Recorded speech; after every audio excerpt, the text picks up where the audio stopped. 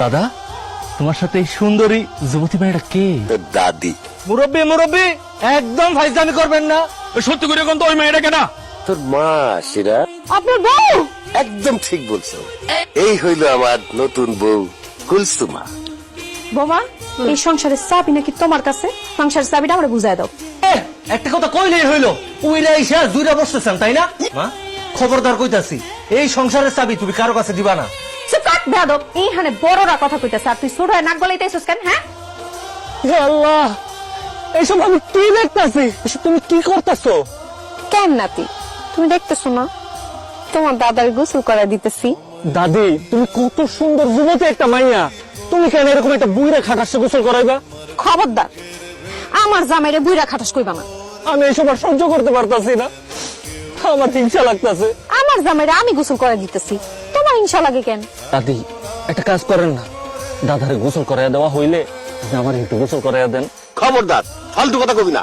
আমার বউ তোরে গোসল করে দিব কেন? জান, কেমন লাগতেছে আমাকে? ও ওয়াও, তোমার যে কি সুন্দর লাগতেছে। আব্বা, আপনি এই বুড়া বয়সে জিন্সের প্যান্ট আর ফুল ফুল মার্কা শার্ট পরছেন কেন? আমার জামাইরে আমি কইছি জিন্সের প্যান্ট আর শার্ট পরতে।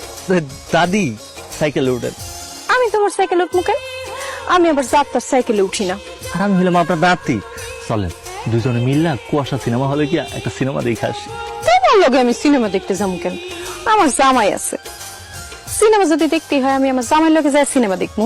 এই যে, আচ্ছা দাদি, আমার মতো এমন সুন্দর হ্যান্ডসাম একটা পোলা আপনার পড়াইতে পারতাছি না, কিন্তু আমার দাদার মতো এমন বুইরা একটা খাটাস আপনার পড়াইলো কেমনে কোন তো? এটা গোপন ব্যাপার, তোমারে বলা যাবে না। ইরে শান্ত, কালকে রাইতে নাকি তো দাদির লগে তুই ঘুমায় আসিলি?